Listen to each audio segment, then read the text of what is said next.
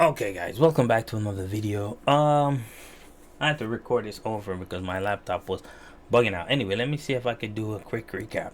So I was watching a video. Usually I watch a lot of videos on this channel. The infographics show. Um so I was watching one earlier about they're speaking about North Korea and how this guy left and he had to bring his father's ashes with him and all of that. We know North Korea is like a crazy place, but I didn't quite know it was that crazy. But anyway, there was a part in the show that they said basically that them and China had were basically on good terms, and China was actually sending back a lot of the North Koreans back to North Korea and stuff like that, and locking up a lot of Koreans and stuff like that. So I'm saying I don't know a lot about China. I know a few things, obviously, because China's a big country and a lot of, but I don't know that much about them. And, I watch a lot of donghyo's and stuff, which is like Chinese anime. So I said, and I have a lot of audience from Asia. So I said, let's check out some of these Asian videos and, see if people could give me a few, inside information on, maybe they know a little bit more than the average person on our side does. I feel like it would be interesting. Let me know what you guys think. uh let's check this video out. Why China's economy is failing.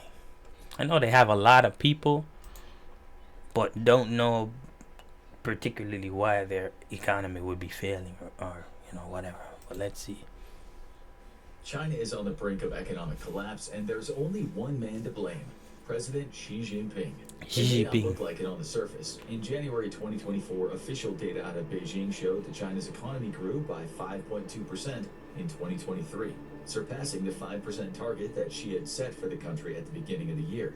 It's almost double the US growth, which Bloomberg says hit around 2.7%. So it seems all rosy in China, right? Not so fast. Lurking beneath the shiny surface of China's economic apple is a core that is slowly rotting away, and making its way through that core is a devastating worm, Xi himself, who threatens to leave China's economy in turmoil in the coming years. The question is simple: why? Why is Xi the reason for China's economic woes? After all, isn't he the great savior of the country? The man who's pushed China's military through rapid modernization efforts to the point where it's now one of the world's strongest nations? How could he be killing the country's economy? It starts with a couple of words: top-down control. Let's start with that announcement of 5.2% growth for 2023. It's a lie. Official sources in Beijing will tout that as a major success for the country, especially after a fairly lackluster 2022. Xi Jinping could hang his hat on the fact that Chinese growth has outstripped America's, perhaps giving himself a nice little ego boost in So the process. it's not a What he lie. might not tell you, and what certainly isn't mentioned in China's official figures, is that Beijing invests about 40% of its gross domestic product, or GDP, every year. That's twice as much as the United States, with such heavy investment even leading to economists saying that the supposedly impressive 5.2% growth rate is actually a disappointing figure when you Okay, dig deeper into it. I got the So idea. 5.2% is less great of an achievement for Xi, and more a little ego boost that hides what's really going on. And that's where the concept of top-down control comes into play. Ever since he came into power, Xi has made it his life's work to consolidate. Anything that matters to China falls under his control, with the quote-unquote president taking a near totalitarian approach to the country's economic policy. That clashes with China's traditional approach. Rather than using the collective decision-making that guided the country in the past, Xi has worked hard to concentrate power into his hands, essentially making the Chinese state and its ruling Communist Party one in the same. Just take his treatment of China's premier, the second highest ranking official in China's governmental system, as an example. Before Xi took the reins, China's premier typically set the tone of the country's economic policy. That setup saw the premier consulting with a team of experts, with the quality of those experts ultimately. See, that's never good for me personally. You can't run a country just by your ideals. It's not gonna work. You gotta. It's very important you have a difference of opinion. You have people who come together and they say, let's do this. I don't have a problem with making policies. Sometimes I feel like we don't make enough policies, but we should be open to changing them. So if we try something, it doesn't work, change it. But You can't figure anything out if nobody's doing anything. So, one guy just feeling like he's right all the time, this is just never gonna work.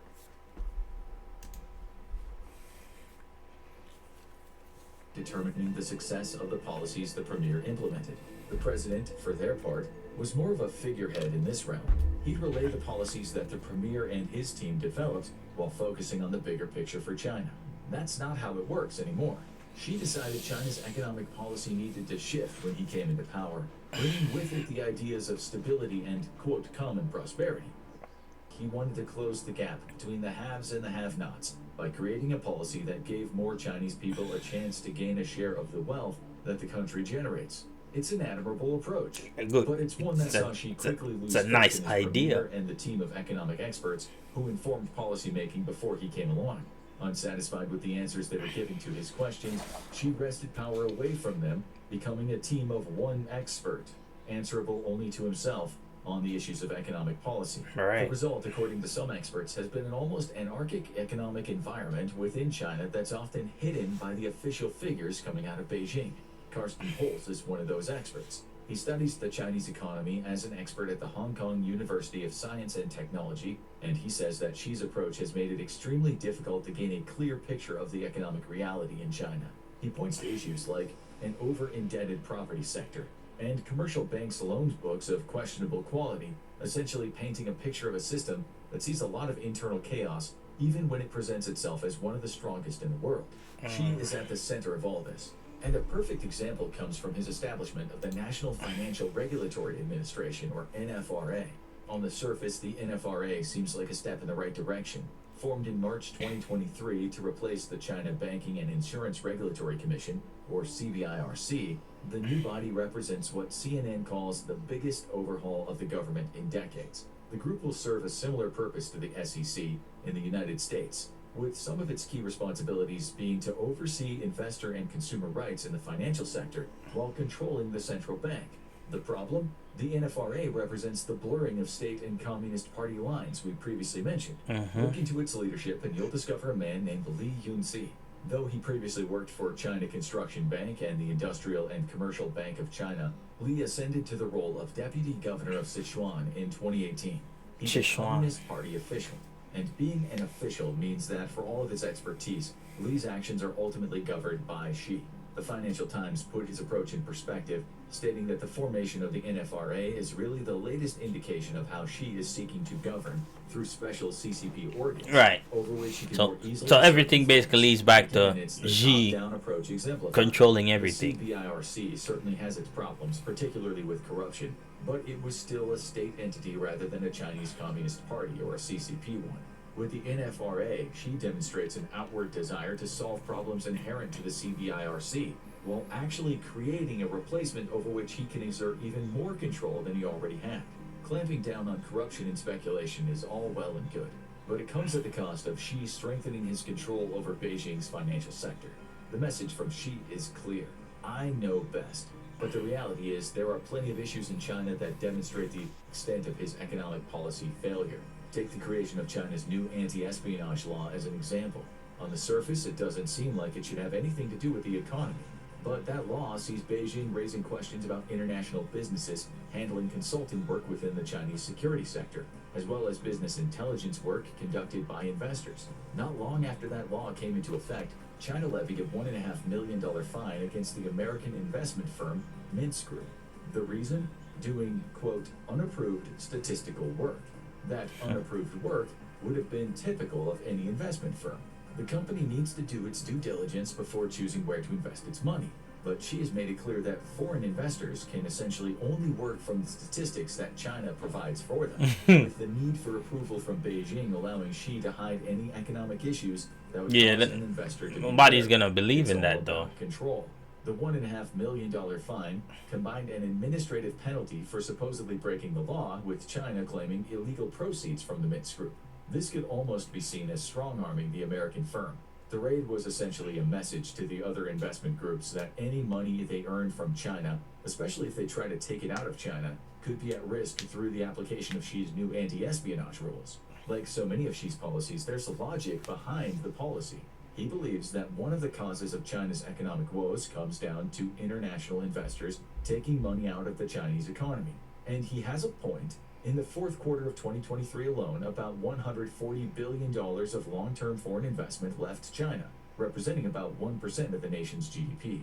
Chatham House showcases why this is a problem, pointing out that just 10 years before, China had actually attracted an influx of foreign investment equivalent to 2% of GDP. It seems that Xi wants the money to keep flowing in, but is extremely hesitant to allow it to flow back out. Right. Unfortunately, the approach of using anti-espionage laws to essentially claim money back from foreign investors will come back to bite. Yeah, it's not gonna, because the other countries are not gonna accept you lying to them about, how the money is, and how it's being made, and obviously I'm not like an expert in any of those things, but I get the concept. And like they said, he wants the country overall to do good. But the idea of, I know best, I'm, it's not boding too well when you're lying to, you know, when you're basically lying to everybody, lying to other countries, lying to your people, and, saying, hey, just use our statistics, don't use anybody else's, this, I'm giving you this statistic, that's what it is. No, it's gonna put like a massive distrust, and people aren't gonna be as willing to follow, your statistics, or, but like you said, he has a good intention, but again, going about it the wrong way. And again, it is a part of this idea of, is a one-man job. If he had other people around him, who aren't yes men, who could say, this is a bad idea because this and that, this is the ramification that comes with it, then, maybe. But he would have to be willing to actually listen anyway to see what anybody else is saying. Biden. Investors are now rattled. Rather than seeing China as a place where they can make money, which would encourage them to pump money into the economy, they now see it as a place where they could be punished for simply conducting the due diligence expected of them. Right. And Shengong Xu, a senior research scholar on China's economy and institutions at Stanford Center, says it's a communist totalitarianism. The goal seems to be for the CCP to control everything, from China's regulatory bodies to its private firms, including foreign firms that have invested so heavily in the country for decades. Xu goes on to say that Xi's desire for control will likely result in a purge of many of those foreign firms, not because they don't add value to China, but because they won't allow themselves to be controlled at such an extent by the CCP. Xi is cutting off his nose to spite his face. By attempting to exert so much control, he's actively dissuading the foreign investors who've played such a huge part in making China an economic powerhouse in the 21st century. So China faces a future where foreign money won't be flowing in. Now let's shift our focus a little closer to home for Xi, the property market. For decades, China was practically dependent on its property market to fuel its economy. As long as the population kept growing, Chinese developers could rely on a near constant influx of customers for their homes. And Beijing was more than happy to It is somewhat surprising to me as well that he doesn't see that. Because I feel like it's pretty obvious, right? Like, or maybe he just feels like, okay, they won't know that I'm lying about some of the statistics. But those guys are businessmen. They're gonna know. They're gonna know. Stoke the fires of that industry growth. After all, the property sector created construction jobs for millions, as well as tangible assets through which the country's middle class could store their ever-growing wealth. Even local governments loved the strong property market. They made a fortune from selling lands to developers. That's all fine, until the real estate sector goes pop. This approach to real estate led to the average family having about 70% of their assets tied up in property, ultimately making those families dependent on the strength of the industry. When house prices went up, all was well. But when they started going down, it spelled pain for both the families and China's economy as a whole. The downturn started in 2021. According to Bloomberg, the 2 years between 2021 and 2023 saw existing home prices in over half of China's Tier 2 and Tier 3 cities drop by at least 50% from their peak. For context, every 5% Property decline in China's going house prices down a loss of is somewhat surprising. Approximately 2.7 trillion. Because it's only been going up. So 15% means just over $8 trillion gone in the blink of an eye. The culprit behind these massive losses? Xi's property sector policy. In truth, Xi Jinping inherited many of China's property woes. The sector had been the crutch upon which the Chinese economy leaned long before he came along, and he was happy to let it continue that way for several years after his ascension to president in 2013. But about 7 years later, Xi executed a crackdown on China's property development market, with that crackdown serving as his response to the debt being accumulated by the country's developers. Rewind to 2018 and you see a market in shambles. Bloomberg says that 2018 saw real estate account for nearly 20% of China's GDP. But at that same time, My name is Lucy, and I have to figure out who I am.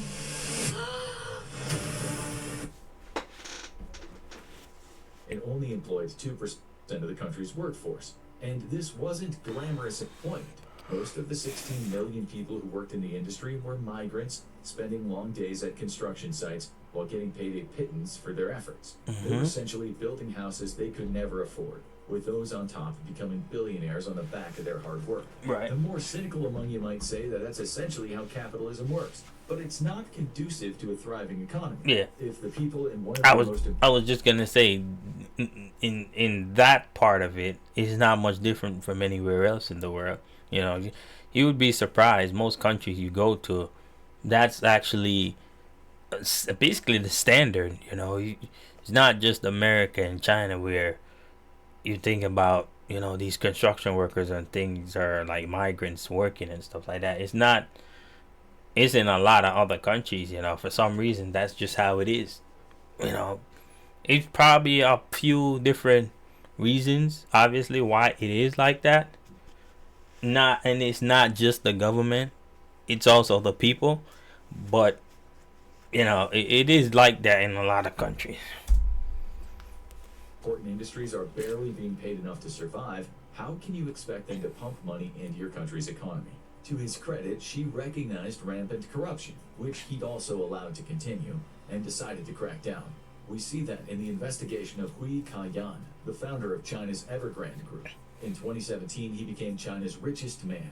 3 years later, he was under investigation after China Evergrande Group defaulted on a huge number of dollar bonds. So Xi is cracking down on construction and development. Great, but it all came too late. Under Xi, property developers had spent the time between 2013 and 2020 creating what Bloomberg calls a pre-sales model. The idea was simple: sell apartments to customers up to 2 years in advance, allowing the developer to earn operating cash early in the process. Using that money, which came from wiring the prospective owner's down payment and their mortgage into an escrow account, the developer could get to work and deliver the home. The scheme incentivized developers to keep breaking ground, creating a constant stream of new houses that could counteract the rising property prices that were keeping many Chinese people out of homeownership. The scheme grew out of control.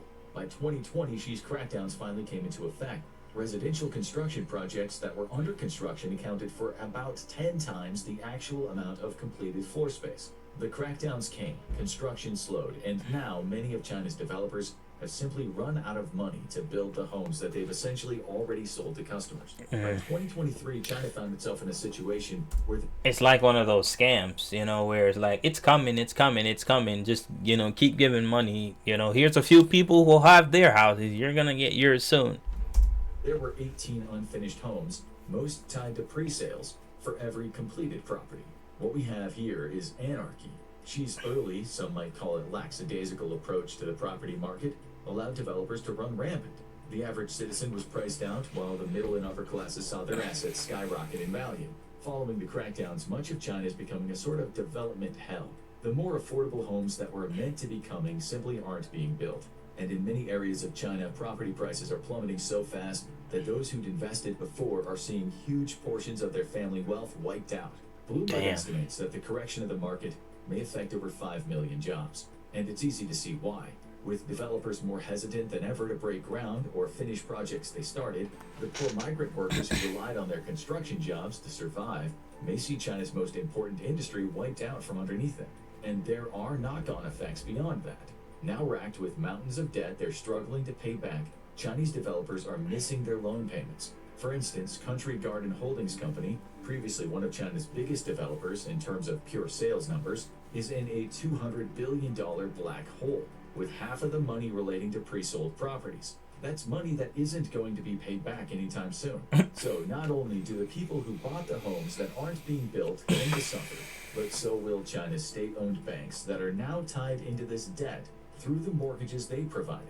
Add to all of that the failed loan payments, and you have a financial sector that's going to struggle under the weight of loans it perhaps should never have made. She knows that China needs to reduce its reliance on property. His mantra has always been that housing is to be lived in, not speculated on. But the approach he's taken has created enormous problems for many in China, from regular citizens to developers, banks, and the country's middle class. Housing to be lived in is only effective when that housing is actually being built, and property is far from the only problem. China's manufacturing sector is also struggling massively, and its downfall happens to coincide with the years in which Xi has held power. In the year that Xi took power, China was the world's factory. Its manufacturing sector accounted for 31% of China's GDP, putting it ahead of even the property industry. But by 2020, the sector's that's not GDP had so dropped surprising, right? significantly that it was They make a only lot of accounting stuff. for 26%. Even now, in 2023, it hovers around the 27% to 28% mark. What happened? Part of the issue comes down to other countries emerging as more attractive propositions for companies that need manufacturing. Vietnam and Mexico have emerged as major competitors to China in the years since Xi took power, snatching away some of the foreign investment into the sector from Beijing's clutches. Okay. Perhaps far more damaging, as well as being a contributing factor to other countries rising as manufacturing players, is Xi's Made in China 2025 initiative. Announced in May 2015, the goal of this policy was to have China shed its reputation as the world's factory. No longer would China be the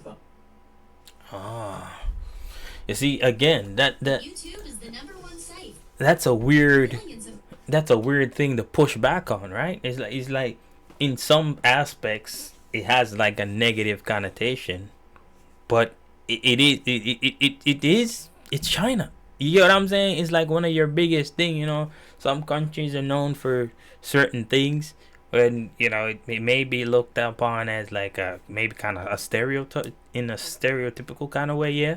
But if you're benefiting from that, I mean, let's go on it. Like Jamaica, for instance, you know, we're a lot of people are weed and smoking and all of that. So people, we kind of use it in a way to say, okay, let's put a guy smoking. But a lot of people there don't smoke. But it's just that, you know, let's go with it. It's attracting people. It's attracting tourists. So why not? for cheap and low quality goods because it offered low labor costs to the rest of the world. Instead, China would focus on the innovation driven production of much higher value goods. Again, it seems like a logical policy on the surface. Yes, China would lose some foreign investment from companies that previously relied on it for low manufacturing costs. Right. But Xi's policy would supposedly turn it into a manufacturing powerhouse, with Chinese goods making money for Chinese companies, propelling the country's economy in the process. We've already seen from the statistics that this didn't happen. Though many overseas saw this policy as an attempt by China to first catch up to and then move past Western technological prowess, the reality is that Made in China 2025 simply encouraged foreign investors into the country's manufacturing industry to look elsewhere. Just as Xi's anti-espionage laws from 2023 are warding off investors, so too is China's shift toward trying to position itself as a manufacturing innovator. That's not In good. fact, the policy was so impactful overseas, it became the impetus for the trade war that marked much of Donald Trump's time as U.S. president. Xi's approach was to provide governmental subsidies to companies that he believed would be able to propel China's manufacturing sector forward. However, according to the Center for Economic Policy Research, or CEPR, Beijing has never made the list of companies that got the nod from Xi public. We know that some of the Chinese manufacturers are receiving subsidies from the CCP. We just don't know who or why. All of that information is controlled by Xi, again demonstrating how his top-down economic policy is causing problems for China. Instead of strengthening Chinese companies, Made in China 2025 sparked restrictions, tariffs, and export controls from many of its key trading partners. Xi responded with trade restrictions of his own, leading to the situation we see now. China isn't the manufacturing powerhouse it once was. So, we see how Xi's top-down approach has wreaked havoc on China's property and manufacturing sectors. We also see just how much he's doing to ward off foreign investment, making China more insular at a time when it could really do with attracting solid injections of overseas cash. But Xi's done more than alienate foreign investors and shatter China's property development sector. He had a terrible impact on the local level, too. Prior to Xi implementing his 2020 property market crackdowns, regional governments generated about a third of their income from land sales. By 2022, the amount was closer to 10%, with ailing developers no longer able to afford the land that local governments wanted to sell to them. During that same time, local government responsibility for general expenditure reached 86%, a record high in the 42 years of statistics available from China's National Bureau of Statistics. This isn't all Xi's doing. Local government finances have been deteriorating since the 1994 introduction of the tax sharing system, which kickstarted China's economic burden falling more to local governments than national governments. At the time of the reform, local governments' collective share of China's revenue was a little over 75%. In 1994, that plummeted below 50% and had only just managed to crawl above that 50% barrier since Xi took charge. Not great when those same governments have to deal with 85% of Chinese expenditure, but Xi has done little to solve the problem. Yes, he cleaned up 12 trillion yuan, or about $1.67 billion of local government financing vehicles, or LGFV debt, during his first term as president, but by 2022, liabilities related to LGFVs had rocketed up to 57 trillion yuan, or about $7.92 trillion. That's 48% of China's GDP, almost level with the national borrowing, and it's one of the main reasons that China's debt to GDP ratio has risen to 360%, compared to the 200% it was when Xi took over. That's Now, a lot. by taking away land as a means to generate income for local governments, Yeah. Xi's created a system that will see many of its cities, especially smaller ones, doomed to fail. Yeah. There's a saying in China, those in Beijing hold the purse strings, while I mean, Find your rhythm with TD Clear. A whole new take on credit with no interest and a simple month. I might not cut these commercials out because it's just only 5 while seconds. local cadres hold dirty shovels. The implication is that while all of the smaller cities and towns do the dirty work, Beijing rakes in the money and ultimately controls how much of the money those smaller locales receive. Xi might not have created the policy, but he has perpetuated it, much to the detriment of local government finances. And all of this is in service of creating a stronger China in which the wealth inequality gap is shortened. But even that noble ambition isn't coming to pass. Though Xi goes to great lengths to talk about how his policies are designed to prevent wealth inequality, the fact is that China's elite are richer than its low and middle income households than ever before. The top 20% of the country's urban households earn 6.3 times more than the bottom 20%, the highest gap since 1985. All of this means that China has a cavalcade of problems. Its economic growth is unimpressive when taken into context with its GDP expenditure. The property market is in shambles, with the manufacturing sector also struggling. And given that these are China's two most important industries, it should come as no surprise then that youth unemployment is high, according to the BBC. And all of this has knock-on effects for the rest of the world. Due to all of Xi's failed policies, China's consumer market is weakening. That's bad news for the global companies that sell to Chinese consumers, such as Apple, because that means they're receiving less revenue from China. Less money to those major multinationals results in lower demand for supplies, affecting thousands of companies within the supply chains of those major hitters. So Xi's failures don't just lead to unemployment and economic woes in China. They cause the same issues for many of the foreign businesses that have relied for so long on Chinese consumers propping up their record profits. The question now is simple. Is there a light at the end of the economic tunnel for Xi Jinping? I think so. One positive he can take from all of this is that household deposits in China exceeded the country's GDP. That's a symptom of the stock market crash of 2015, which occurred during Xi's stint, leading to more I Chinese feel like a lot of people the choosing to save things that are rather than happening invest. can be These fixed. savings give the state-owned banks a cheap source of money, which they can then use to provide loans to high-end manufacturing companies. And it's certainly the case that loans to these types of companies, which are intended to be the beneficiaries of Xi's Made in China 2025 policy, have skyrocketed. But can one small win mean much when measured against the devastation wrought elsewhere? Perhaps Xi is the only man who has the answer. After all, he seems to believe he has the answers to everything in China. Still, what do you think? Well, worries about that sounds like that's the problem. He thinks he has all the answers. Good, very educational video. I learned a lot of things that I did not know. I feel like a lot of those problems can be fixed. I mean, I've seen that the hundreds of billions of dollars that they owe, but that the banks own. But you know how banks have a lot of money, and just that sounds weird, but you know what I mean. Like, banks are a source of money, so it's like I feel like if they are that they are things. I don't know if I'm saying that right, but they are things that he can do.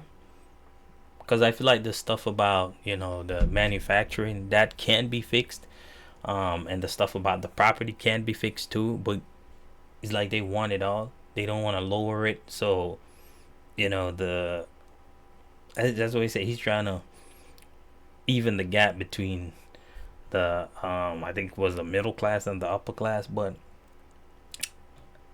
I don't think that's what he should be focusing on per se. Not equaling the classes, but just getting the middle class higher than what they are. Like, I feel like a lot of people try to use that is because they feel like, oh yeah, everybody wants to be rich. Not necessarily. Most people want to be rich, but most people if they could be comfortable, then they would be happy. So I feel like you should work more on giving the people enough so they can have something. If somebody can have a house or have a property and making money from that, that would be good enough for them and their ambitions. Depending on who they are, they'll work their way up, and the sky is the limit. But just feel like he should just give them a start. Lower the prices on a lot of these properties that they're trying to sell to the people. And, I don't know about the loan system and all of that, if they could get substantial loans and all of that. Again, I'm not an expert in any of these things, or I've never studied. I don't know. Maybe I'm speaking a lot of crap, but from my small knowledge and basic knowledge that I have, I feel like it sounds like something that can be fixed. Just has to get some consultants, some smart people in his ears, tell him where to put the money, what to lower, and yeah, that's just my take on it. I'm very curious to hear what you guys think as well. Want to do some other videos, obviously, about China and a few Asian countries, Singapore, all of that. I'm just curious to learn about these places. But let me know what you guys think in the comments below. Like, subscribe, catch you for the next reaction. Peace.